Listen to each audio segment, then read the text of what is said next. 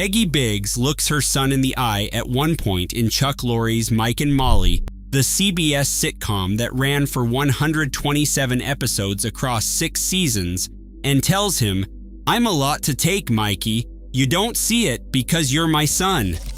The laugh track fires. The scene moves on. Nobody in the room stops to sit with what she just said, and the show certainly doesn't.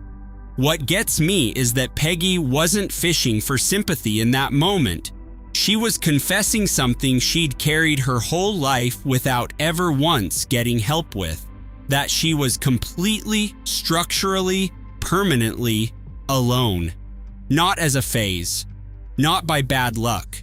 Every person who was supposed to stay had gone, and the one person who hadn't, her son Mike, had become the only reason she could function at all, which is its own kind of heartbreak when you think about it long enough. By the time we're done here, laughing at Peggy is going to feel very different because she wasn't the obstacle in Mike's story. She was the saddest person in it, and the show just kept playing her for laughs while the whole thing fell apart around her. Here's the image that keeps pulling me back. Peggy gave Mike's old bedroom to her dog. Not a guest room, not storage, not a home office. She handed the room her son grew up in over to Jim the dog, because Jim was what remained. That detail lands like a punchline the first time you hear it, but sit with it for a second because it's not quirky character writing. It's a portrait of a woman who reorganized her entire home around the absence of the people who were supposed to fill it. Once you see the house that way, you see Peggy that way, and everything shifts. The clinging, the guilt trips, the cruelty, the refusal to let anyone breathe, none of it reads as meanness anymore. It reads as a survival pattern from someone whose nervous system learned very early that connection is always on the verge of disappearing. Psychologists call this anxious attachment, and it's a well-documented relational pattern rooted in early trauma, first formalized by John Bowlby, whose attachment theory established how early caregiver relationships shape our emotional responses for life. When the people who were supposed to protect you were unreliable or harmful, you grow up gripping every relationship you have, pushing people away while desperately trying to keep them, and destroying things preemptively before they can be taken from you. The hypervigilance becomes constant. The emotional dysregulation becomes the default. That's the lens for everything that follows. That's Peggy, start to finish, all 6 seasons. Let me walk you through it. Remember when Peggy got that job at Molly's school? The show packaged it as a Mike and Molly problem, the overbearing mother inserting herself where she wasn't wanted. Classic sitcom friction. Watch what's actually happening underneath though. Mike notices Peggy seems low at lunch one afternoon and encourages her to get out of the house, find somewhere to be, build something. Where she lands is the cafeteria of Molly's school, which means she doesn't build a new life at all. She grafts herself onto the existing one, the one that already revolves around Mike, because Mike is the only fixed point she has, and everything she does orbits it. Not out of malice, out of necessity. That job wasn't about purpose or community or even income, it was a patch over a hole that had been there for years. What gets me about those scenes now is that she was physically surrounded by people every single day. Kids, colleagues, noise, and she was still completely alone. Because none of it was hers, none of it would last, none of it chose her. Here's the thing most people miss about the season 2 wedding arc. Jack comes back, Mike's father, the man who left Peggy for, as she never tired of saying, a woman who was not a wife. He comes back during the wedding buildup, and Peggy sleeps with him. Every room in the show treats it as a power reversal joke, Peggy getting one over on the man who wrecked her, and you can see why audiences read it that way. The morning after tells a completely different story. She informs him, flat and cold, that she has zero interest in him, that she used him for one thing, and that there's nothing further to discuss. The show wants you to cheer for her. What you're actually watching is a woman so conditioned to being left that she dismantles any possibility of reconnection before it can breathe. Jack showing up offered, at minimum, closure, and possibly something closer to repair. She torched it immediately, not from strength, from terror. The only way to guarantee you won't be abandoned is to be the one who leaves first. Zero interest. 2 words. Her entire self-protective architecture in one exchange. What makes the Jack situation even harder to watch is what comes right after it, because then there's Captain Murphy. Gerald McRaney played him, and the setup is genuinely absurd. Mike essentially brokered the introduction in exchange for basketball tickets, which tells you everything about how Peggy experienced romantic possibility. She couldn't generate it on her own terms. It had to be arranged, negotiated, handed to her sideways. But Murphy turned out to be a real thing. He was steady and decent and genuinely interested in her, and for a while Peggy let herself have it. Those scenes are the warmest she ever got, the closest the show ever came to showing you what her life might have looked like with actual companionship in it. Honestly, watching them now with the full arc in mind, knowing exactly how it ends, those scenes are the ones that finish me off completely. Because you can see it. You can see the version of Peggy who got to keep something. And then Murphy announced he was retiring and wanted to move to Arizona, and she said no. She ended it. She chose an empty house in Chicago over following someone who cared about her to somewhere new, because leaving Chicago meant leaving Mike's orbit, and without that orbit, there was nothing holding her together. Not even close. Now, here's where it gets genuinely uncomfortable, because season 4 gives us the bathtub scene. Peggy's bathtub falls through the ceiling after she forgot to turn the water off, and Mike comes over to find the house deteriorating around her.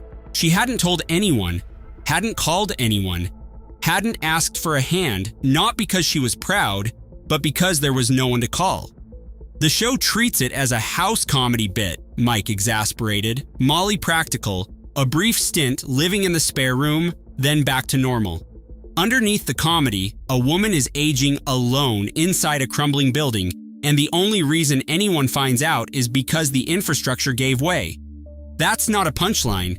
That's the thing that happens when nobody is checking in as a habit, as a practice, as something they do without being prompted.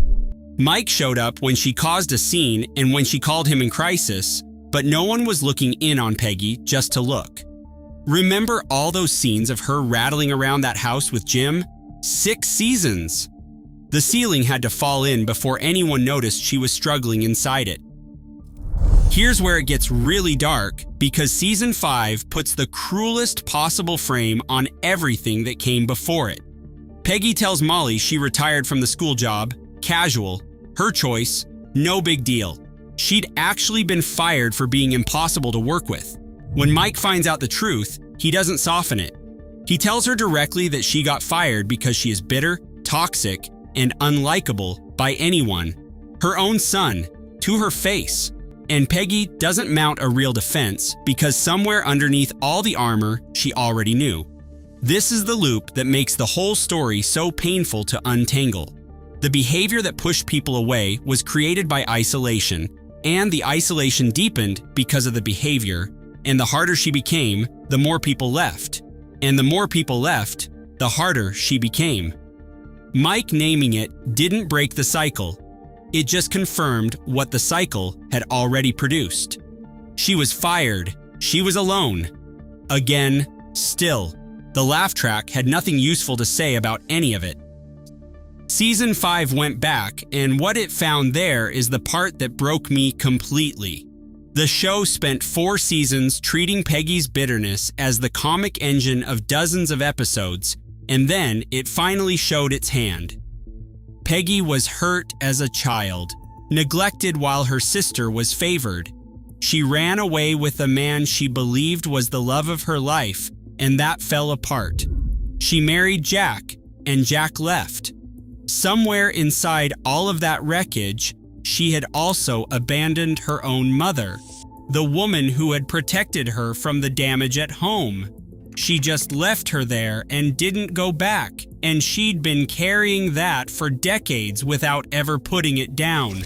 She said it herself in tears, and the words are quiet and devastating. "I left her there. She protected me all those years, and I just abandoned her." And then she said the line that recolors every single episode that came before it. Guess that's why I hold on to Mikey so tight. I don't want to abandon anyone ever again. Stop right there. Every guilt trip, every impossible demand, every refusal to give Mike room to breathe, none of it was control for the sake of control. It was penance. She was terrified she carried the abandoner inside her, the person who leaves, and so she gripped the one relationship she had left with everything she had. The cruelest part is that the gripping was exactly what kept people at a distance. The very thing she did to avoid being left was the thing that made leaving feel necessary to everyone around her. She never found her way out of that loop, not once.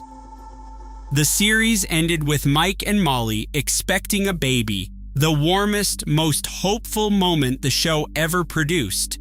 And Peggy was at the hospital fighting Joyce for access to her grandchild, genuinely terrified that once they got home, she'd be locked out of the whole thing forever.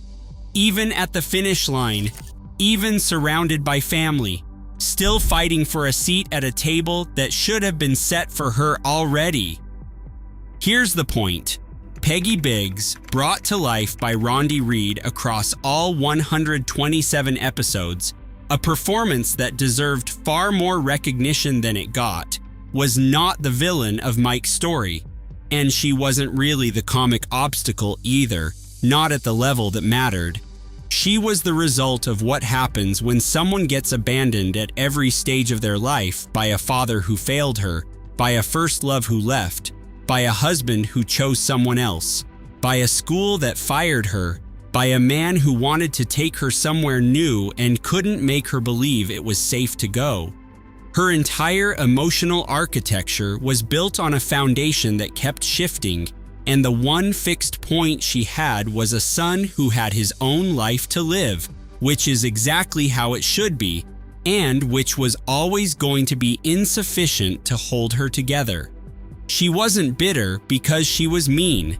She was mean because she was frightened every day of the thing she already had, which was nothing. So the next time you watch Mike and Molly and Peggy says something cutting and the room laughs, remember that she gave Mike's bedroom to the dog. Not because she was eccentric or difficult or a great character choice by the writing room. Because the room was empty, the house was empty, and Jim was what stayed. Some people hold on so hard because they already know, from long experience, exactly what losing feels like. And Peggy Biggs knew that better than anyone else in the building.